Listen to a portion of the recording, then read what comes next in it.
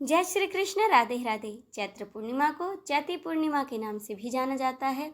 पूर्णिमा के दिन चंद्रदेव, भगवान विष्णु और माता लक्ष्मी की पूजा की जाती है, लेकिन चैत्र पूर्णिमा के दिन विशेष तौर पर हनुमान जी की पूजा की जाती है, क्योंकि इस दिन हनुमान जयंती भी मनाई जाती है।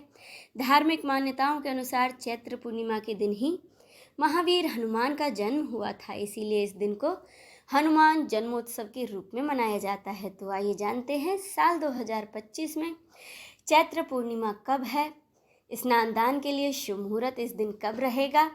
पंचांग के अनुसार चैत्र पूर्णिमा तिथि की शुरुआत होगी 12 अप्रैल को सुबह 3:21 से और इसका समापन होगा 13 अप्रैल की सुबह 5:51 पर। उदय तिथि के अनुसार चैत्र पूर्णिमा का व्रत स्नान दान 12 अप्रैल को है। स्नान दान के लिए सबसे शुभ मुहूर्त रहेगा ब्रह्म मुहूर्त का समय, जो कि सुबह 4:29 से 5:14 तक रहेगा। वहीं अगर आप इस समय स्नान दान ना कर पाएँ तो आप अभिजीत मुहूर्त में भी स्नान दान कर सकते हैं, जिसका समय रहेगा सुबह 11:56 से 12:48 तक। यह दोनों मुहूर्त स्नान दान के लिए सबसे उत्तम है। पूर्णिमा के दिन स्नान दान के अलावा सत्यनारायण की पूजा का भी विधान है। पूर्णिमा के दिन पूरे परिवार सहित भगवान सत्यनारायण की कथा सुनने से भगवान विष्णु की कृपा प्राप्त होती है। पूर्णिमा के दिन भगवान विष्णु को खीर, मिठाई और मौसमी फलों का भोग अवश्य लगाएं। साथ ही भगवान विष्णु के मंत्रों का जाप करें, विष्णु चालीसा का पाठ करें। इसके अलावा माता लक्ष्मी की पूजा करें। रात में चंद्रमा को अर्घ्य देने के बाद ही पूर्णिमा का व्रत संपन्न होता है।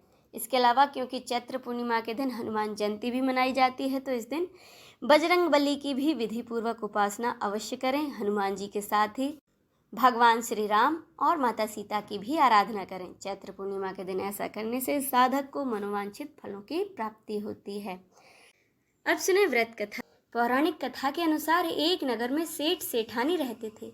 सेठानी रोजाना भगवान श्री हरि विष्णु की पूजा पूरे भक्ति भाव से किया करती थी, लेकिन सेठानी का पूजा करना उसके पति को बिल्कुल पसंद नहीं था। इस कारण एक दिन सेठ ने उसे घर से निकाल दिया।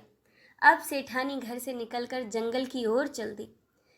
रास्ते में सेठानी ने देखा कि जंगल में 4 आदमी मिट्टी खोद रहे हैं, तो सेठानी उनके पास गई और उनसे बोली कि आप लोग मुझे काम पर रख लो। सेठानी के कहने पर उन 4 लोगों ने सेठानी को नौकरी पर रख लिया, लेकिन सेठानी बहुत ही कोमल थी। इस वजह से मिट्टी खोदने से उसके हाथों में छाले पड़ गए। यह देख उन 4 आदमियों ने सेठानी से काम छोड़ने की बात कही, लेकिन सेठानी ने उनसे कहा कि मुझे काम की बहुत ज़रूरत है। तो उन्होंने कहा कि इसकी जगह तुम हमारे घर का काम कर दिया करो। सेठानी ने उनकी बात मान ली, तो वे 4 लोग सेठानी को अपने घर ले गए। वहाँ वे 4 आदमी रोजाना 4 मुट्ठी चावल लाते और उसे बांट कर खा लेते। यह देख सेठानी को बहुत बुरा लगता था। इसे देख सेठानी ने उन 4 आदमियों को 4 मुट्ठी की जगह 8 मुट्ठी चावल लाने को कहा।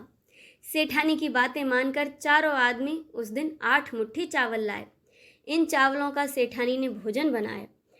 भोजन बनाने के बाद सबसे पहले सेठानी ने भगवान विष्णु को भोग लगाया, फिर सभी को खाना परोस दिया। जब उन 4 आदमियों ने भोजन खाया तो उन्हें बहुत स्वादिष्ट लगा और वे सेठानी से खाने की तारीफ करते हुए इसका राज पूछने लगे। तो सेठानी ने कहा कि कोई राज नहीं है, ये भोजन भगवान विष्णु का झूठा है, इसी वजह से ये आप लोगों को इतना स्वादिष्ट लग रहा है। उधर सेठानी के घर से जाने के बाद सेठ भूखा रहने लगा, तो आसपास के लोग उसे ताना मारने लगे और कहने लगे कि ये पत्नी की वजह से ही खाना खा रहा था। सभी लोगों की बातें सुनकर सेठ जी सेठानी को जंगल में देखने के लिए निकल पड़े। तब रास्ते में उन्हें वही 4 लोग मिट्टी खोदते हुए दिखाई दिए। सेठ भी उन 4 आदमियों के पास जाकर कहने लगे कि तुम लोग मुझे काम पर रख लो। तब 4 आदमियों ने सेठ जी को भी काम पर रख लिया, लेकिन सेठानी की तरह ही सेठ जी भी बहुत कोमल थे और मिट्टी खोदने से उनके हाथों में भी छाले पड़ गए।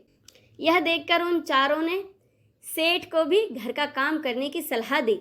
सेठ भी उनकी बातें मानकर उन 4 के साथ उनके घर को चल दिए। घर पहुंचकर सेठ ने सेठानी को देखते ही पहचान लिया, लेकिन सेठानी घूंघट में होने के कारण सेठ को नहीं पहचान पाई। अब रोजाना की तरह ही सेठानी ने खाना बनाया और भगवान विष्णु को भोग लगाकर सभी को खाना परोसा। लेकिन जैसे ही सेठानी सेठ को खाना परोसने लगी तो भगवान विष्णु ने सेठानी का हाथ पकड़ लिया और कहा कि यह तुम क्या कर रही हो।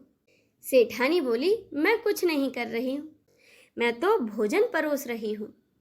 जब चारों भाइयों ने देखा कि सेठानी सेठ को तो खाना परोस ही नहीं रही, तब उन चारों ने कहा कि तुम यह क्या कर रही हो, खाना क्यों नहीं परोस रही। इस पर सेठानी बोली, भगवान विष्णु ने मेरा हाथ पकड़ रखा है तो मैं खाना कैसे परोसूं। सेठानी के ऐसा कहने पर उन चारों ने सेठानी से कहा कि हमें भी भगवान विष्णु के दर्शन कराओ। इस पर सेठानी ने भगवान विष्णु से अनुरोध किया। अनुरोध करने पर भगवान विष्णु उन सभी के सामने प्रकट हो गए। यह देख सेठ ने सेठानी से माफ़ी मांगी और उसे घर चलने को कहा।